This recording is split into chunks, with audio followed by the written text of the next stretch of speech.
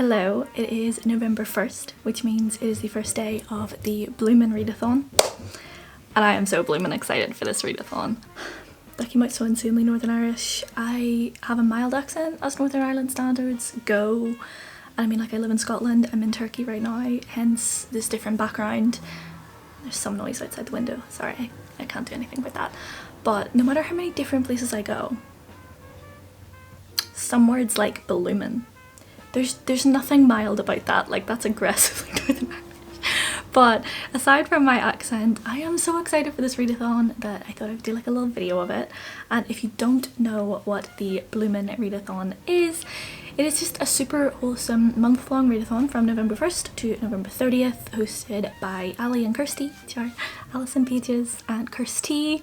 I will have them linked down below and all the details about the readathon. They are two of my favourite creators and two people I am very proud to call friends.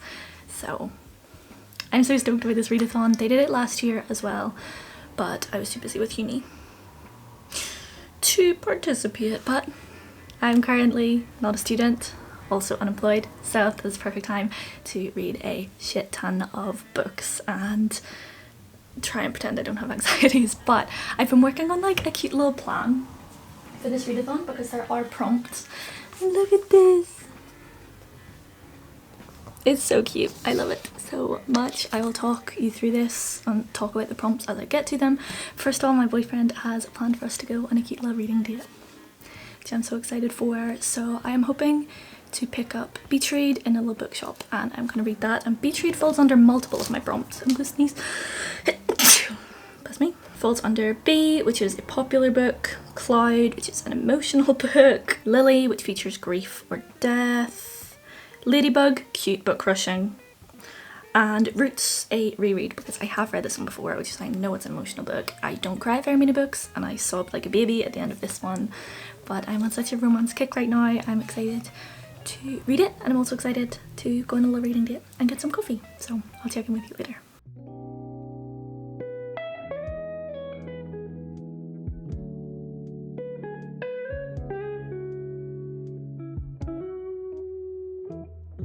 I've been a very bad vlogger. I'm really sorry, please forgive me. I am back in Scotland and not only am I in a different continent from where I started this vlog, I finished 2 books of Bloomin' and haven't told you a single thing about it, and I'm on to another one.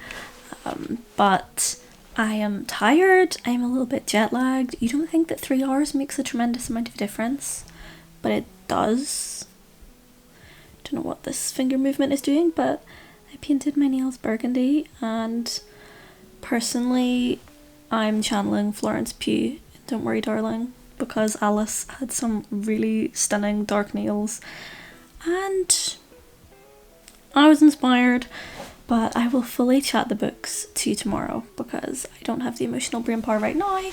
But I am reading Half a Soul. I'm halfway through. I started this before I went to Turkey. And it's just a pinnacle of cozy fantasy. It fits some of my prompts for Bloomin'. Do I remember which ones? No. So you're getting pure rambles and I'll come back with coherent reviews of Reread, another romance, and this Half a Soul and what prompts all 3 of them fit. Fireworks went off outside and I just got completely interrupted of what I was saying. But it's 5th of November and I'm on my 3rd book of Bloomin', so I'm pretty impressed, pretty happy about it, and I'm so cozy. So I'm gonna leave you and I'm gonna read. Catch you tomorrow.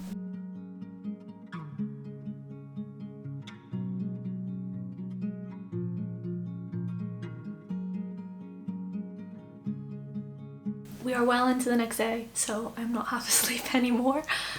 Those clips were weird, but I'm here to talk about the 3 books it's 2 I've read and the book I'm currently reading in this readathon, so woo, look at that. I'm gonna say we're 3 down. I'm like halfway finished my last one, so like half count, so we can round it up to that, but okay. These books were really good. I'm kind of matching this one. I've got like red nails and like a pink jumper. It's kind of cute and matchy. That is adorable. But I read 2 romances at the beginning of this. I have not read romance in a really long time. But let's start with the one I read first. How delightfully floppy is this beach read? I love it. Is the American cover, which I picked up in Turkey. I think this illustration style is cuter than the UK one. Okay, like, I'm sorry, I love the UK ones too, but it's just cuter. But this book is one of my all-time faves ever. I don't know what it is about it. There's some kind of crack in it, but this is just my comfort read. My favourite of all the Emily Henrys. I just love January and Gus. They're so cute. So this one, I'm trying not to like rate books anymore, but so good. So good. But yeah, if you don't know the premise of this book, I've talked about how good it is, but that doesn't help if you know nothing about it. Beach Read follows two authors who are struggling to write their new books. So they decide to swap genres. So he, sullen, coldly horny, is going to write a rom-com with a happy ending, and she is going to write kind of like a literary fiction without a happy ending. Of course, they were college rivals and they're in a small town writing each other's genres and doing research. So he has to do research into like romance and she has to do research into like culty stuff. If that's not a recipe for falling in love, I truly don't know what is, but this book is so cute, so happy, so wonderful, and I just gobbled it up within like a day. So then naturally I moved on to another romance novel with a super cute cover. And it's funny you should ask. I have heard so many mixed reviews about this one. People either, oh, I still have a bookmark in it. People either really love this one or really don't like this one. I thought it was pretty middle of the road. Like it was good. It's not a new favourite, but it was pretty good, especially whenever I'm just lapping up romances right now. So we have Chani and Giab. Her career and his career were immensely boosted by an interview they did 10 years ago. So she is now a big writer. She was just writing puff pieces. She now still is writing puff pieces, but a lot more famous. He is an actor. He was Bond, and that interview was part of the promo. But 10 years later, his PR team want an additional interview. She wants to say no. She wants to pretend that she's forgotten about the time they spent together, but the truth is, she wants to know if those 72 hours were as memorable to Giab as they were to her. And so, she says yes. Alternating between Chani and Giab's first meeting and a reunion a decade later, this deliciously irresistible novel will have you hanging on until the last word.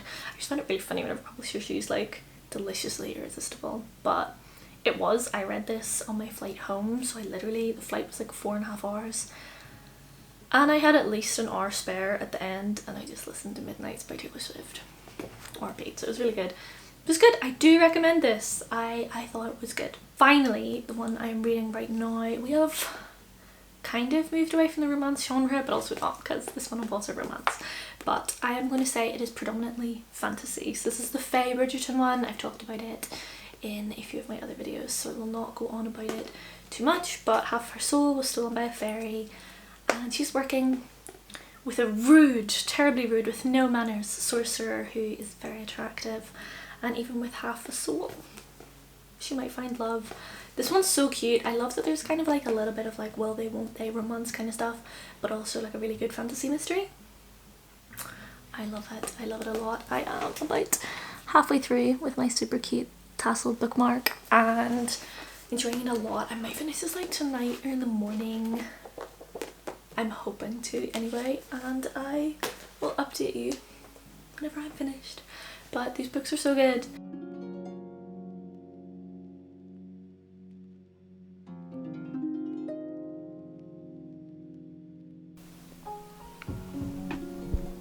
Hello there. I hit record too early and I didn't realise this was on. Yeah, I am really tired. Really tired. It's literally like 10:30. I'm turning into grandma. Oh, don't look at me. Don't look at me. Why am I even recording right now? God, this is hilarious. If I actually include this in the vlog. Hi, because right now I'm pondering whether to just leave this clip or not. But I'm a bit more into Half a Soul, not very far, because I'm bloody knackered. I went over to a friend's house tonight. We had some dinner. We had a nice cheese board, some wine, and it was lovely. But then I'm home and I'm cold and I'm tired, so I'm in like fluffy pajama top, which is tonight's vibe. And Cozy Fantasy was also a vibe. They're definitely building up. One of the plots is kind of turning into something a little bit more. I can see a sweet little relationship blooming. So definitely not going to finish this tonight, like I said earlier, but we might. I'm hoping for tomorrow. I actually have a job interview tomorrow. I'm really delirious. You're getting these weird angles. But I'm not looking forward to it at all. It's a job I actually feel quite strongly and quite passionate about. It's really cool. It's some kind of research, but I don't think I can say much more than that because they've been very secretive about it, but I don't know. It might go to shit. I might get it. There's another interview after this interview. I got through the second stage though. I'm one of 12, which is pretty cool.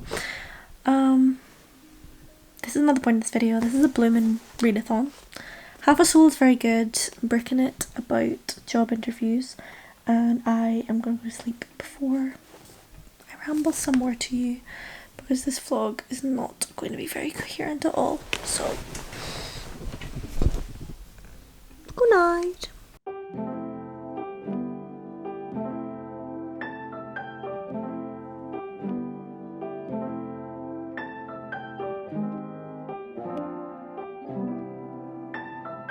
So this is subjectively a bad angle because you can't see me at all, but I'm loving this outfit. I'm also wearing, no, the logo's on the other side, Nikes or pants, so I'm a professional, but it's kind of giving me like been a teacher for 45 years, but in a way I think it's cool. I like it a lot. You're in my cupboard as I make my coffee. But job interview's done. This cupboard is going to continually close, so I'm just going to hold it. I get so much more anxious after job interviews than I do beforehand, which is really silly. I think it went okay. I don't fully know, but it'll have been okay. I have my very cute little French press of coffee to cheer me up afterwards. And I'm gonna have a really good day because I'm seeing my friend today, and I know every time we hang out we basically get coffee and go to Waterstones, and I am 0.5 points away from my next tenner Waterstone voucher. I'll show you. 0.5 stamps away. So I'm thinking I buy something little today. I mean, I say I buy something little, I'll probably buy like an entire book. Then my stamp voucher is filled and I can buy more books, and this cupboard is really trying to like stop me buying books. I'm actually kind of overwhelmed with my books right now because I am going to be doing like a gifted book haul sometime soon, because I came back from holiday to so many incredible proofs. Like some of them are stunning. I'm going to show you a sneak preview of one. Baby. I don't want to show you the title. If you're on like Booksta, you might know what this is. It's a penguin proof, but like, oh well, I've seen the author's name now. The most stunning hardback proof, and these are limited edition. I saw the other day they've been giving out more proofs of this novel, and they're paperbacks. So me, little old me, got that limited edition hardback. So I don't know which god blessed me to be in the good books with vintage books, but I'm immensely grateful. But yeah, I really shouldn't be buying books because I have a ridiculous amount of unread books. And it's really bad. But am I gonna buy more books? Obviously. And then am I gonna have anxiety about books? Yeah. This is a really unhinged vlog clip. I feel like this vlog is getting dramatically unhinged the more I go. So I hope you enjoy that. I know I love unhinged vlogs, so I'm giving the content I love. But I'm gonna go have my coffee. I'm gonna phone my mom and tell her how the interview went, because I phone my mum about every 3 minutes. We chat all the time. Makes me very happy. If I do go to Waterstones, I'll take some content and I'm hoping, fingers crossed, to finish Half a Soul later.